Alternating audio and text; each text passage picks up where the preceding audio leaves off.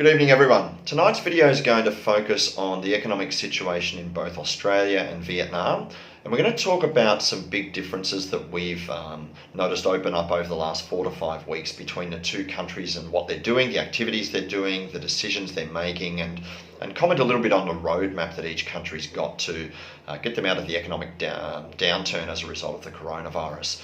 So today marks the first day in Vietnam where all school children go back to school. It's been a staggered approach over the last 3 weeks, and schools here have been completely closed since late January. So we've had many months of restructured lives, partial lockdowns and self-isolations and so forth, which we're all very familiar with now.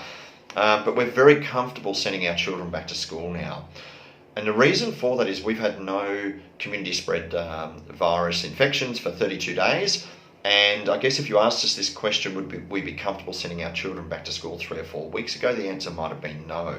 But our government here, right from the start, as I've mentioned in previous videos, have looked after us very well. They've had clear communication. They've updated us with text messages right from the start. We've had a tracking app since January, and there was shutdowns and lockdowns and so forth happening very early on. That's put us in a very, very good position where we all feel safe, and we're now ready to go back to normal, whatever that means. So shops and bars, restaurants and so forth all opened up here over the last few weeks, and there's still a few things like big sporting arenas and nightclubs that are still closed, but in effect we are almost back to normal. We are basically back to normal now here in Vietnam, excluding international travel. In Australia, I feel like we're trying to get back to normal, and we're pushing to have our economy reopened. But I guess because there's still community infections in Australia, there's still a lot of anxiety, a lot of hesitation, a lot of worry and confusion amongst our clients and people I speak to over in Australia. So there's not that same level of confidence that we've got here in Vietnam. So just to explain some of the work that we do, about 80% of our clients are based in Australia, 20% in Vietnam. So with the type of work that we've been doing with our Vietnamese clients and the type of work we've been doing with our Australian clients, there is a big difference. In Australia, it feels like in the last 4 to 5 weeks that everything we've been doing for our clients, although our clients appreciate it, I feel as though it's been very counterproductive for the economy. So a lot of the work that we've been doing for clients has been helping them to get access and meet certain criteria to access the government assistance. What that's meant is that a lot of our work has been focused on that, and it's taken us away from other really important work that we need to do for our clients.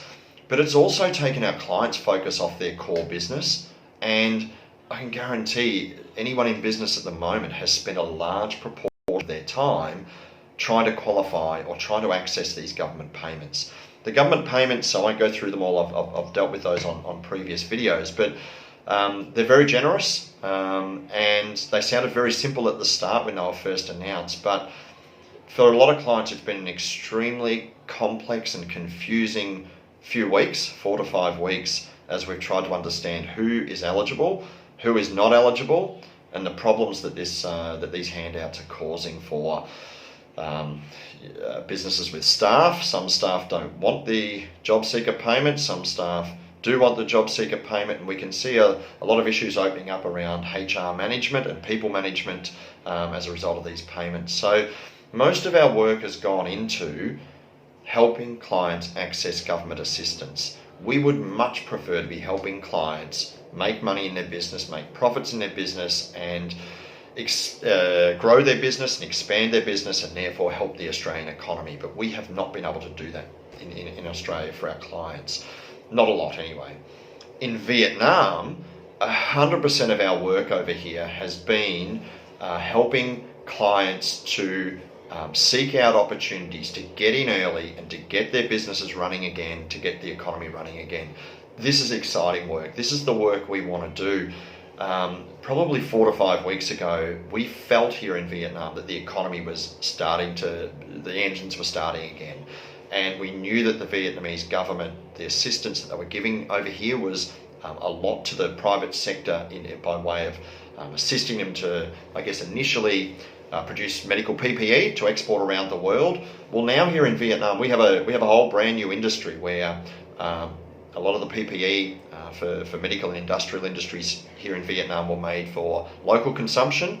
Well, now that industry's grown and matured over the last couple of months, where they've now been certified to export to European-based countries, Australia, US, North America, and all over the world. So that's just one example, but there's a lot of other examples that we can give on different industries that have started up here in Vietnam and different industries that have grown, and working with clients to help them maximise those opportunities is really exciting work, and I'd love to be doing that sort of work in Australia, but unfortunately it's not the same in Australia at the moment.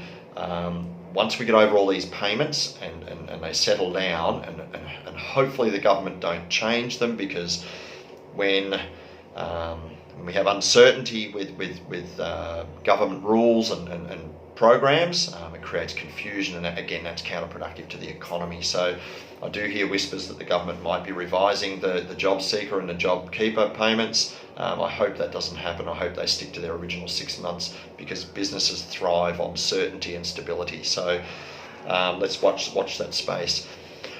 The roadmap out of here that I see different between Australia and Vietnam is that in Australia, the government is talking about things going back to normal in 2022, 2023, potentially not being able to pay back the money we've borrowed to give to the economy for another 3 to 4 years, and the forecasts are more focused on that side of thing. I think the government will come out and start to announce infrastructure spending to get the economy back on its feet. I noticed Dan Andrews did that today. He announced X amount of billions of dollars to kickstart the economy in Victoria. He's also given that extra $10,000 in the state Revenue Office grant for small businesses. So I feel like Dan Andrews has been quite proactive in that area.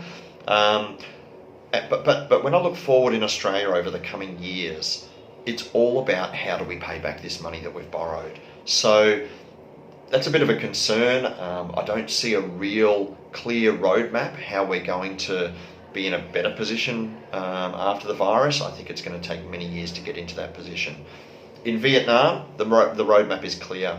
Vietnam will be stronger after in the next month, in the next 6 months, in the next 12 months. It's clear to see now that Vietnam will be one of the first countries to recover, and they won't stop there. Vietnam will continue to go on and prosper, and looking at the GDP, even with the effects of the coronavirus factored in, it's looking like it's going to be 3 to 4%, down from the original forecast of 6 to 7%. However, that's still a significant forecast to hit of 3 to 4%. I believe personally to be more than that. Vietnam is also starting to consider opening up international borders for skilled workers, for managers, for people we need over here. And we're in a position where we can afford to do that, because every arrival now is going into a 14-day government facility. There's no self-quarantine over here or self-isolation. That type of thing was never tolerated here. And so every arrival goes into quarantine here for 14 days. They'll be tested 4 times during that 14 days, and if they test positive once, that period will be extended. So we're very comfortable, very confident that the economy here and the country itself will be in a much, much better position than what they were pre-virus, and that's going to happen very quickly for us here. We're not talking 2 to 3 years, it's probably 6 to 12 months, maybe 18 months. So they're the main differences that I wanted to talk about. I'm sorry I haven't done a video for about 4 to 5 weeks. The sole reason for that is because we have been flat out helping our Australian clients access this cash that the government's giving out. It's funny, it's money that businesses need, it's money that it's very welcome, but a lot of our business clients are feeling a bit apprehensive accepting it.